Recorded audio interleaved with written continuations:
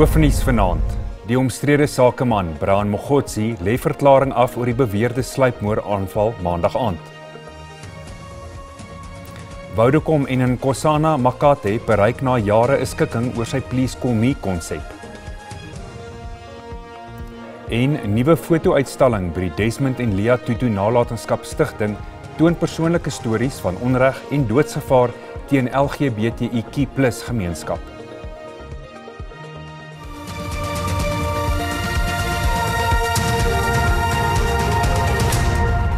Goeienaand en baie welkom by die nuus in Afrikaans. Die polisie het bevestig dat die Noordwes sakeman en moordverdagte Brian Mogotsi 'n verklaring afgelê het oor die skietvoorval waarin hy en sy bestuurder maandag aand in Vosloorus aan die Gautengse Oosrand betrokke was. Mogotsi het die verklaring in teenwoordigheid van sy prokureur by 'n kantoor in Johannesburg afgelê. Verskeie skote is na bewering maandag aand deur aanvallers in 'n wit bakkie op die N3 hoofweg op die voertuig waarin Mogotsi en sy bestuurder was afgevuur. 'n Vinger is na Mogotsi gewys deur verskeie getuies wat voor die Madlanga Kommissie van Ondersoek en die Parlement se ad hoc komitee getuig het. Die polisie het ook bevestig dat 'n lasbrief wat in Oktober teen Mogotsi uitgereik is, uitgevoer is. The SAPS has successfully executed the search and seizure warrant that was issued for the 16th of October in Mahikeng for Mr. Brian Mogotsi. The team investigating the fraud, corruption and defeating the ends of justice case has also seized certain devices from him. The team met at Brian Mogotsi's lawyer's offices in Johannesburg. The team investigating the attempted murder case from the Vosloorus police station have also met with Mogotsi, and no further comment will be provided at this stage as investigations into both cases continue.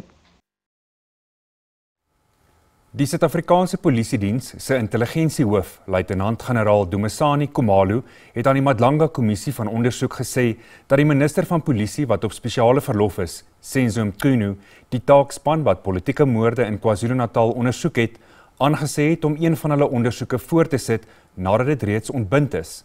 Die taakspan het bevind dat verskeie senior amptenare van die Suid-Afrikaanse Polisiediens na bewering by misdaadsyndikaate betrokke is. 4 name is aan Mchunu bekendgemaak, insluitend die geskorste adjunk nasionale kommissaris vir misdaadopsporing, luitenant-generaal Shadrack Sibia. Luitenant-generaal Khumalo het aan die kommissie vertel dat hy en die nasionale polisiekommissaris, generaal Fani Masemola, minister Mchunu ingelig het van die taakmag wat politieke moorde ondersoek het se werksaamhede na sy besluit om die taakmag te ontbind op 31 Desember 2024. Some will be able to name them because they've come up in the evidence that has been led to the Commission. Lieutenant General Sibia, Major General Shibiri, Brigadier Nkwashu, Captain Mahotle, by that time were the names identified. Khumalo sê Mchunu het die taakspan die groen lig gegee om met die ondersoek voort te gaan. So he confirmed that you can continue with the investigations into those suspected implicated members. Yes. Khumalo sê Sibia se versoek vir 'n opsommende verslag van die politieke moorde taakspan het hom verwar, aangesien hy gesê het dat hy nie geraadpleeg was oor die ontbinding nie en hy nie die besluit geneem het om die taakspan te ontbind nie. Die kommissie se verrigtinge duur môre voort. Die waarnemende polisieminister, Firoz Kachalia, sê die tydsberekening van die ontbinding van die politieke moordtaakmag was vreemd te midde van die land se hoë vlakke van georganiseerde misdaad. Kachalia het vrae beantwoord van die parlement se ad hoc komiteelede wat polisiekorrupsie en politieke inmenging in die strafregstelsel ondersoek. Hy sê die tipe moorde wat landwyd voorkom, strek verder as net politici. Kachalia het luitenant-generaal Nhlanhla Mkhwanazi se nuuskonferensie in Julie as onvanpas en kommerwekkend gevind. Kachalia is die ad hoc komitee se 8ste getuie. Mkhwanazi se uitrusting tydens die nuuskonferensie het hom bekommer. His appearance before the public, in full military regalia, armed and so forth, worried me. And I made a statement to that effect after my appointment. Kachalia het getuig dat dit aan die lig gekom het dat die nasionale kommissaris van polisie, Fanny Masemola, die geskorste minister van polisie, Senzo Mchunu, sy opdrag uitgevoer het om die taakmag te ontbind, ondanks sy besware daarteen. I was trying to understand what exactly happened with the PKTT, what reasoning informed the decisions that my predecessor made, his relationship with the National Commissioner, and what had happened. Kachalia sê die verdwyning van dossiere of swak hantering daarvan het ernstige implikasies ingehou, veral vir familielede wat op geregtigheid wag. There was some public reporting that the dockets were in the hands of General Sabir. That he explained to me that he had advised the minister that fine, you've said it should be disbanded, but the docket should be transferred in a systematic, incremental way, so that I assume to ensure that the integrity of those case dockets was preserved. Die hoof van die ondersoekdirektoraat, advokaat Andrea Johnson, sal na verwagting môre getuig. Die Demokratiese Alliansie se federale voorsitter, Helen Zille, sê die herbeleining van politiek in Suid-Afrika is in volle swang. Die party het senior ANC-amptenare in die Wes-Kaap verwelkom wat oorgeloop het na die DA. 4 ANC-lede het hulle bedanking uit die party bekend gemaak, insluitend die ANC se provinsiale sekretaris, Neville Delport. Delport sê hy het vir jare kwessies wat die bruin gemeenskap in die Wes-Kaap kwel onder die ANC se aandag gebring, maar dat dit op dowe ore geval het. Die 4 gewese ANC-lede wat nou blou T-hemde dra, is Neville Delport, Jason Don, 'n streekuitvoerende lid, Daniel Baatjies en Paul Strauss, wijksraadlede in Bonnievale en Cedarburg onderskeidelik. Delport sê daar is 'n gevoel onder bruin ANC-partylede dat hulle uitgeskuif word. Clearly, leiers binne die ANC is baie ongelukkig. As ek nou kyk, die afgelope week, hoe mense my gekontak het, is dit 'n duidelike uitdaging wat ons kleerlingleiers binne in die ANC ondervind. En dit het issues te doen met taal, dit het issues te doen met hoe hulle behandel raak in die verskillende rade deur hulle kollegas. Die federale voorsitter van die DA, Helen Zille, sê sy het in 2012 voorspel dat daar 'n herbeleining van politiek in Suid-Afrika gaan kom. That basically, I argued, would be a process of the disintegration of the ANC, with some of that party's base coming to the Democratic Alliance, and the other part going to the far left, represented by parties like MK and the EFF.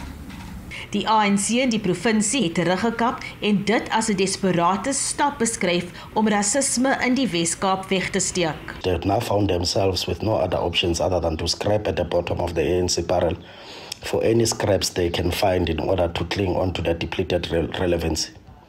'n Aantuiging wat die DA verwerp.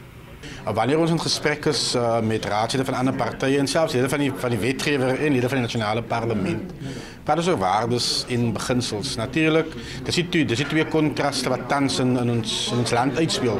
Waardegebaseerde politiek en transaksionele politiek. Die ANC hoofkantoor beskuldig Delport daarvan dat hy 'n ou ideologiese benadering volg wat op apartheid-klassifikasie gebaseer is.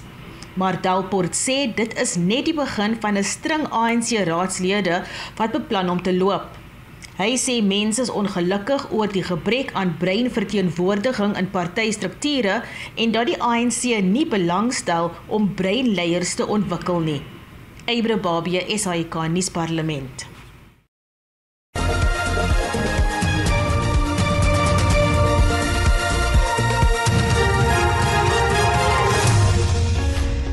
Die saak teen 'n 23-jarige man wat in hegtenis geneem is in verband met die verbyry-skietery in Reiger Park aan die Gautengse Oosrand is van die hofrol geskraap. Die verdagte moes teen vandag in die Boksburg Landdroshof verskyn het nadat die teenbende eenheid hom maandag vir ondervraging ingeneem het. Daar is egter geen bewyse wat hom met die voorval betrek nie. Intussen het die polisie bevestig dat 'n 18-jarige verdagte nou ondervra word in verband met die voorval. 6 mense is Saterdag in die massa-aanval dood en nog 3 is beseer. In die Wes-Kaapse Hooggeregshof is daar aangevoer dat Nafis Moudek en sy medebeskuldigde Amal Jantjies saamgesweer het om teenbende eenheidsspeurder Charles Kinnear te vermoor. Moudek is onder kruisondervraging en staan saam met 14 medebeskuldigdes tereg op meer as 100 aanklagte, insluitende die moord op Kinnear in September 2020. Die staat voer aan, Moudek is die meesterbrein agter 'n mislukte handgranaataanval op Kinnear se huis in November 2019. Daar is ook aan Moudek gestel dat hy geld aan Jantjies gegee het en 'n selfoonnommer is ook uitgelig. Die voorverhoorverrigtinge in die Jaden Lee Meek moordsaak sal op 20 November in die Suid-Gautengse Hooggeregshof in Johannesburg begin.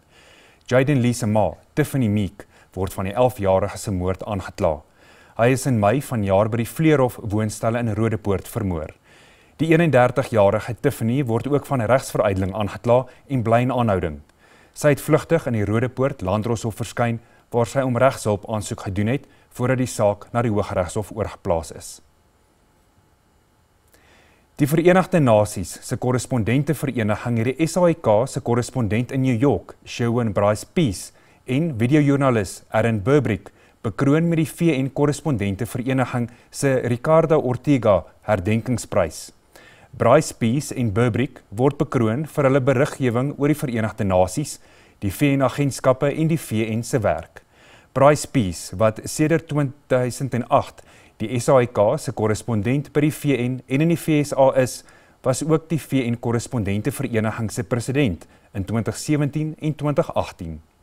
Die toekenning sal amptelik op 12 Desember by 'n spoggeleentheid by die VN se hoofkwartier in New York aan Bryce Peace en Burbrick oorhandig word.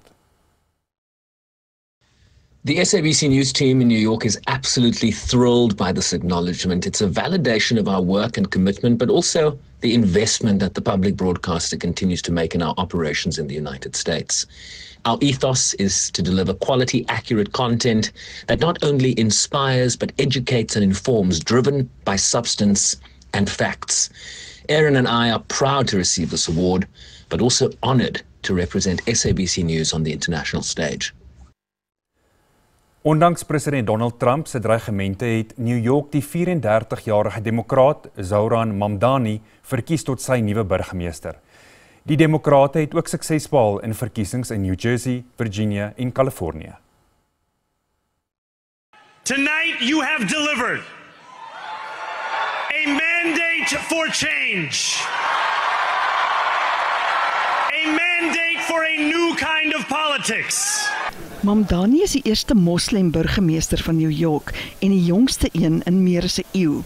Hy is gebore in Uganda en het skool gegaan in Kaapstad voordat hy as 7-jarige saam met sy ouers na die VSA versit het.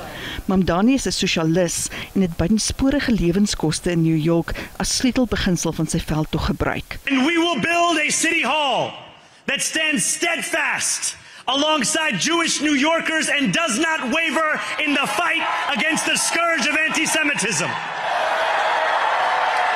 Where the more than 1 million Muslims know that they belong, not just in the 5 boroughs of this city, but in the halls of power. Kiesers het ook oortuigend gestem vir demokratiese gouverneurs in New Jersey en Virginia. In Kalifornië het 'n demokratiese hersiening van wyke goedgekeur en in Pennsylvania demokratiese regsleiers gekies. It's a Democratic landslide. There's no other way to characterize this. It's a big margin, nearly a landslide margin in New Jersey. It is a landslide margin in Virginia. You know, you expect a party to win places where they have a plurality or majority of the electorate when the other party's in control of the White House, but not by this margin. So there's a tremendous signal here for Republicans. They won't get it unless Donald Trump gives them permission to get it. Trump het te kenne gegee dat sy Republikeinse party slaag gekry het. I don't think it was good for Republicans. I don't think it was good. I'm not sure it was good for anybody. But we had an interesting evening and we learned a lot. Dit is nog nie duidelik of Trump sy dreigemente gaan uitvoer en New York se befondsing terughou nie. Volgens die Amerikaanse grondwet is die Kongres die enigste wat die mag het. Die Amerikaanse president Donald Trump se ruim instelling van invoertariewe teen wêreldlande in die eerste 9 maande van sy tweede termyn is onder die soeklig voor die Hooggeregshof in die VSA. Betoë word voor 6 regters aangehoor oor die wettigheid van die instelling. Dit volg nadat besighede en demokraties georiënteerde deelstate die tariewe teengestaan het en aangevoer het die president het sy gesag misbruik om dit in te stel. 3 laerhowe het reeds uitspraak teen die Trump-administrasie gelewer oor die instelling van die tariewe. Die hof moet oorweeg of federale wetgewing en Amerika se grondwet die nodige gesag aan die president verleen om eensydig die tariefvlakke op buitelandse invoere vas te stel. SABC gasheer uitsaaier van die G20 SA 2025.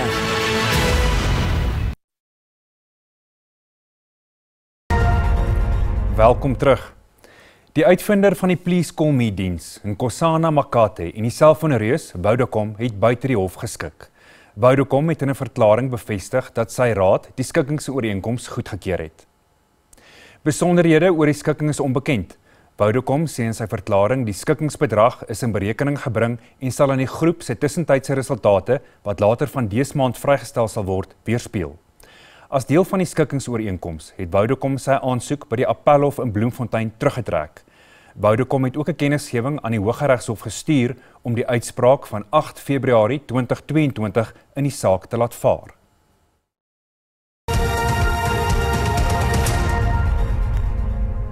Kom ons kyk nou hoe die markte vertoon het.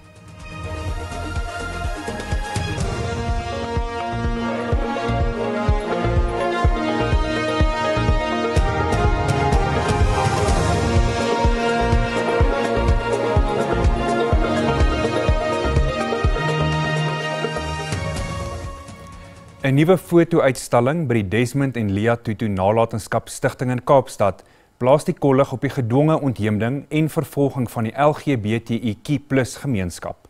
Die menseregteorganisasie The Fruit Basket, in vennootskap met die Verenigde Nasies Hoë Kommissarisse vir Menseregte en Vlugtelinge, asook die ambassades van Nederland en Ierland in Suid-Afrika, het die projek van stapel gestuur. Elke foto toon 'n persoonlike storie van onreg en doodsgevaar.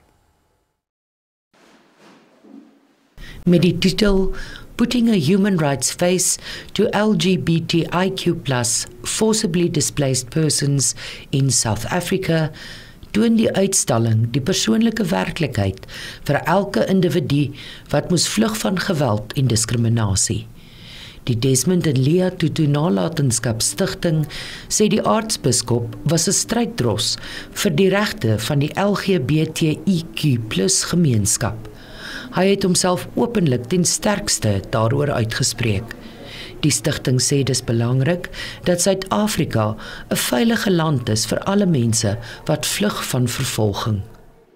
Because of this context of this continent, a place in which it is incredibly unsafe to be queer, a place in which many countries have criminalized and many are discussing going as far as having the death penalty for queer people. Queer people are persecuted, and we need to recognize that in our laws. We need to recognize that in our systems, so that when we're making determinations about refugee status, we really are putting the human story at the front of that. It also requires, in general, the overhaul of our home affairs system. We need these systems to work in order for people to have access to justice, and that's something that all South Africans can connect to and can understand. Die meerderheid portrette is van mense uit Zimbabwe en Uganda. Mandy is 'n transgender vrou en het uit 2 lande gevlug. Sy is verwerp deur haar familie, was in die tronk en is gedreig met verdere geweld. Mandy het 'n asielpermit wat geldig is vir 6 maande en hoop om volle vlugtelingstatus te kry. Sy sê Suid-Afrika is baie veiliger as waar sy vandaan kom, maar daar is steeds groot uitdagings. Ten spyte hiervan hoop sy dat haar storie ander sal help.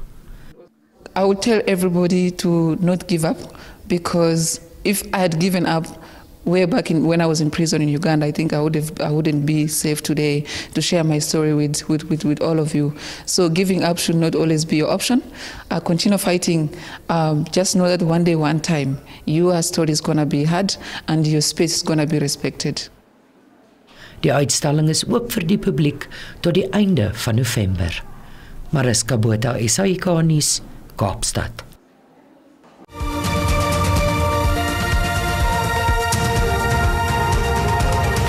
Ons moet jou hier groet en ons wens jou 'n mooi aand verder toe. Totsiens.